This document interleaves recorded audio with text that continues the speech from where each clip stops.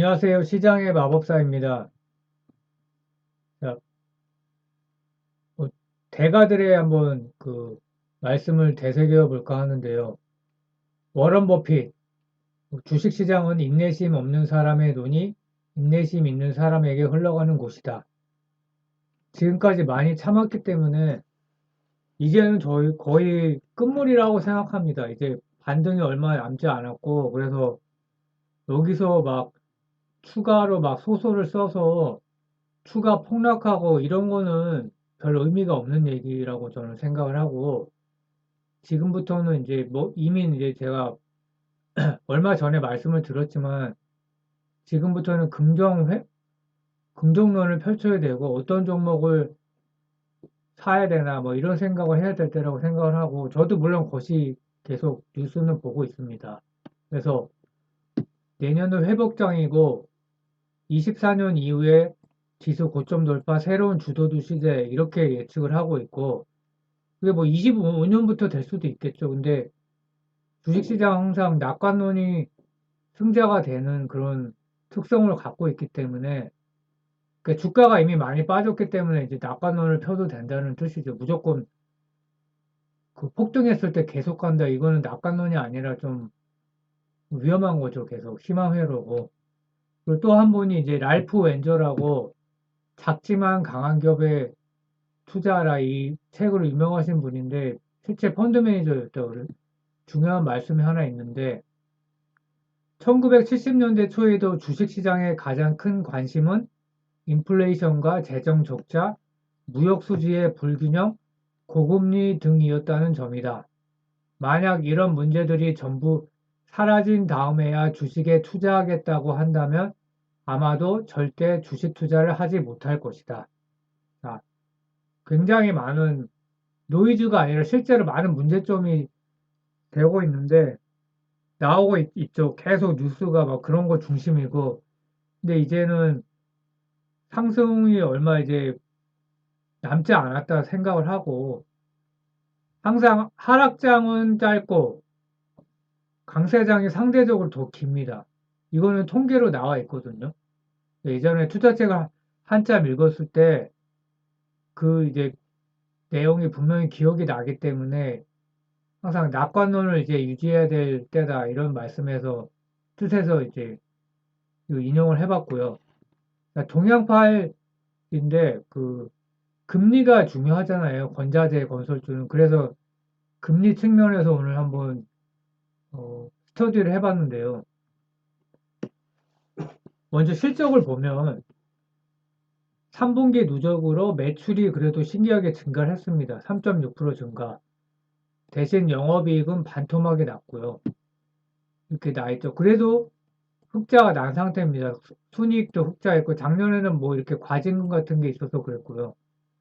영업이익률도 꽤 나오는 회사입니다. 반토막이 났는데도.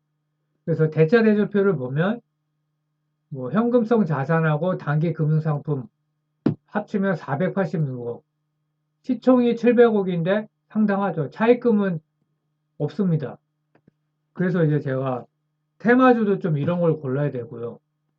자, 주 초에 이제 이게 약간 며칠 지난 얘기인데요. CPI가 급락을 했죠.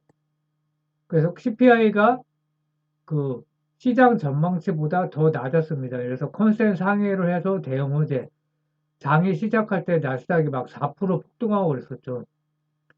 그래서 통화 긴축 속도 조절에 대한 기대 때문에 그랬었는데, 그래서 2년물 금리도 급락을 했었죠, 그때. 2년물 금리 인플레 하락을 반영을 해서 금리 상단이 4.8% 아니냐. 그래서 2년물의 의미는 최저금리와 경기 침체 선행 지표. 10년물도 경기 침체를 반영하는데 2년물은 이제 최종 금리의 그 지표로 이렇게 보고 있습니다. 그래서 그때 이제 4.2%까지 떨어졌었는데 오늘 11시 40분 현재까지 보면 또 올랐죠. 4.25로. 이제 파월의 매파 발언 때문에 그런데요. 물가 안정 확신 전엔 금리 인하 없다. 당연하죠. 인플레를 확실히 잡아야 되기 때문에 그 연준에서는 이제 이렇게 보수적으로 지표가 계속해서 낮게 나올 때까지 이렇게 강경 매파 발언을 할 수밖에 없고요. 그럼 인플레는 잡았는데 왜 이렇게 자꾸 얘기하냐? 뭐 여러 가지 이유가 있겠죠. 특히 지수가 막 들떠갖고 올랐었잖아요. 미국은 그 주식 투자 비중이 높죠. 그럼 주가가 올라가면 사람들이 우리나라도 아파트 가격 올라가면은 막 돈을 쓰게 되잖아요. 차 한 대 살까 막. 그러니까 미국도 그 미국 GDP의 70%가 미국의 국내 소비인데 아무래도 주가가 올라가면 인플레를 자극한다. 그래서 이제 워워 하는 거죠. 그래서 뭐 인플레는 잡았는데 고용 문제가 좀 실업률 증가해야 피봇 아니냐 이런 얘기도 있고요. 그러니까 임금이 인상되면 인플레를 유발하기 때문에 그런 거죠. 약한 고리에 문제 발생하고 경기 침체가 심해져야 피봇을 하는 거냐. 근데 뭐 어찌됐건 간에 내년 3월부터 본격적 역기저가 발생한다는 겁니다.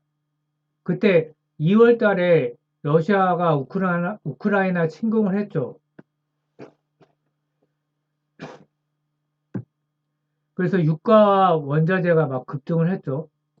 3월 달에 유가가 막 123불, 최근 77불, 76불까지 내려왔는데, 그러면 본격적으로 엮이던데, 뭐 5.25%까지 한다고 그랬는데, 명분이 좀 없지 않나, 이렇게 생각을 하고 있고요. 뭐 한국도 당연히 금리 상단을 3.5% 선으로 전망했다. 그래서 금리 인상 속도는 늦춰질 것이다. 그래서 패드를 따라갈 수밖에 없는 거고요.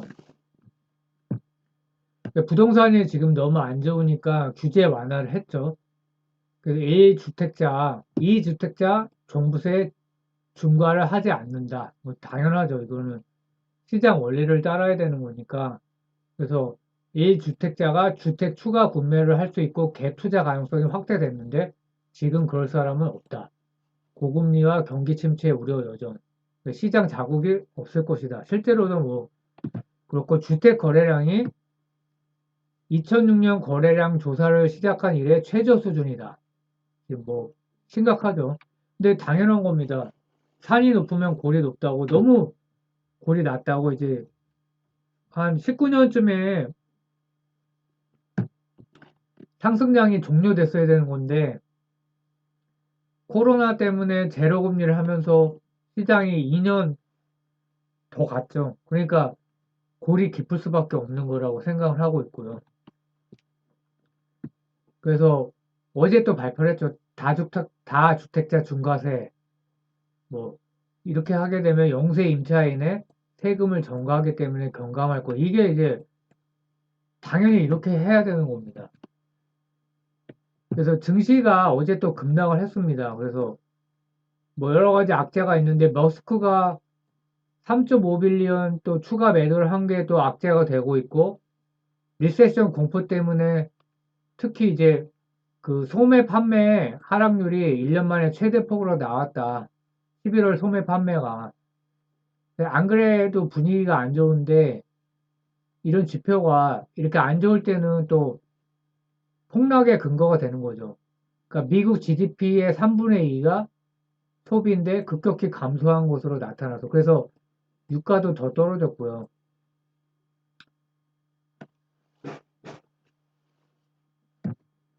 내년 최저금리를 5.1%까지 하겠다고 겁을 주고 있고요. 근데 채권 시장의 반응이 회의적이다.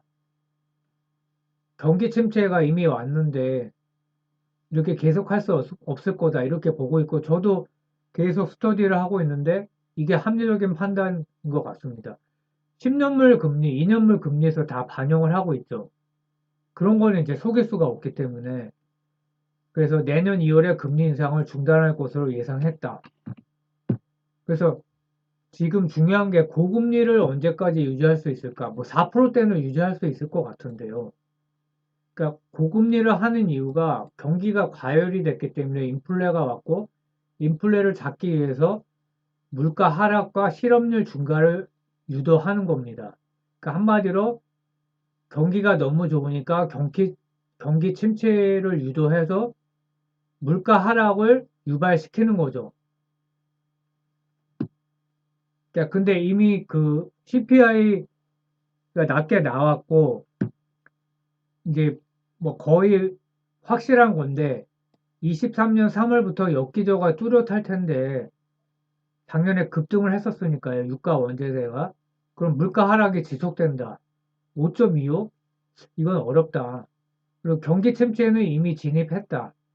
그리고 또 하나가 경기 침체가 왔는데 뭐 이게 이제 시차를 두고 경기 침체가 오겠죠. 실물 경제에. 지금은 당장 반영이 안 되지만 이 높은 금리가 지금도 안 좋은데 그때 본격적으로 침체가 오는데 내년에 계속 고금리를 유지한다? 좀 어렵다고 보고요. 그래서 또 파월은 주가 상승을 원하지 않는다. 인플레 우려 때문에 그렇죠. 그렇다고 폭락을 또 원하지도 않습니다. 실업률 증가할 때까지 고금리를 지속한다. 근데 이미 경기 침체와 물가 하락이 왔는데, 그리고 또 한 가지 만약에 뭐 이태리 같이 이런 그 부채 비율이 높은 국가, 여러 국가 이머징도 될 수가 있고요. 취약 국가에 문제가 발생한다면 지속할 수 있을까요? 그래서 금리 조절이 불가피하지 않을까. 그래서 금리 인하까지는 사실 조금 지금 좀 너무 그 섣부른 기대지만은 내년 9월 이후에는 금리 인하 기대까지 시장에 있지 않을까. 그러니까 주식 시장도 당연히 긍정적이겠죠. 또 24년에 미국 대선도 있고요. 그래서 뭐 이 얘기를 왜 하냐? 동양파이라고 무슨 상관이냐? 금리 인하 시그널이 조금이라도 있으면 주식 시장은 뭐 먼저 반응을 하잖아요. 그래서 낙폭과대 건자재가 반등을 할 것이다. 건설도 당연히 올라가고요. 그래서 뭐 좋아서 가는 게 아니라 적정 주가까지는 회귀하지 않겠는가. 그래서 제가 이제 대차 대조표를 본 거고요. 자, 신채권한 건들락이 또 뭐 그 코멘트를 한 게 더 올려서는 안 된다는 거죠, 금리를. 경기 침체가 이미 왔는데 대부분 이제 10년물, 2년물 금리 역전된 거, 3개월하고도 역전된 거 이것 때문에 얘기하는 거죠. 이분이 뭐 채권 아닌데 공부도 뭐 엄청 잘하신 분이고 다트머스 예일 뭐 최우 등으로 졸업했다고 그럽니다. 그래서 내년 어느 시점인가 기준금리를 인하할 가능성은 75% 이상입니다. 뭐 금리가 올라가면 채권 가격이 떨어지니까 이해관계에 의해서 이렇게 뭐 물론 얘기하는 겁니다. 자기가 죽겠으니까. 근데 상당히 합리적인 근거도 있다고 보고요. 그래서 연준의 긴축 때문에 미국 경기 침체가 맞물리면서 이미 침체가 왔는데 긴축 통화 정책에 그 시차가 있으면서 이제 경기에 반영이 되겠죠. 지금 당장은 고금리가 반영 안 돼도. 그래서 경기 침체가 이미 왔는데 맞물리면서 내년에 적어도 일시적으로는 인플레이션이 많은 이들의 그러니까 컨센을 상회하는 수치가 또 나온다는 거죠. 그럼 그래도 고금리를 유지할 명분이 있겠는가 하는 것입니다. 그러니까 이게 상당히 합리적으로 저는 보이는 겁니다. 이 사람은 자기 이해관계에 의해서 이렇게 얘기하기도 하지만 저는 합리적으로 들렸기 때문에요. 그래서 이게 공식 같은 거죠.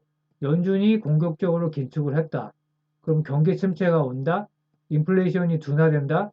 그럼 연준 정책이 피봇이다. 그래, 피봇, 이런 경우에 피봇했을 때 주가가 더 이제 폭락했다는 역사도 있기는 있습니다. 근데 이제 뭐 얼마나 더 내려갈까요? 뭐. 그래서 저는 뭐 크게 이제 걱정은 안 하는 상황이고, 다 이제 그런 얘기입니다. 본격적 경기 침체가 오는데 추가 금리 인상은 리스키하다. 뭐 이렇게 보고 있고요. 그래서 긍정적이라는 얘기입니다. 한마디로. 그러니까 수급도 뭐 나쁘지 않아요. 또 매도도 또 했는데 동양 파일이 별 회사 아닌 것 같은데 이렇게 좀 괜찮고요. 또 한 가지 관점은 정치 테마적 관점입니다. 한동훈 법무장관 뭐 이제 여당의 그 당대표 차출론이 있었죠. 23년에 또 총선이 있어서 총선에 내보내야 되는 거 아니냐 뭐 이런 얘기도 있고 근데 결국은 본인이 장관 역할에 최선을 하겠다고 거부를 했습니다. 그래서 그게 이제 12월 7일에 11% 급락을 했죠. 이게 그 이후에는 그 전까지 막 올라가다가 좀 기고 있죠. 근데 뭐, 당 대표는 안 할 것 같지만 또 이 얘기가 지금 많이 돌고 있고 총선이 24년 4월 10일인데 그때는 또 나가지 않겠냐 이런 얘기도 있습니다. 그래서 정치 테마주 관점에서 또 분석을 한번 해보겠습니다. 자, 감사합니다. 주말 잘 보내시고요.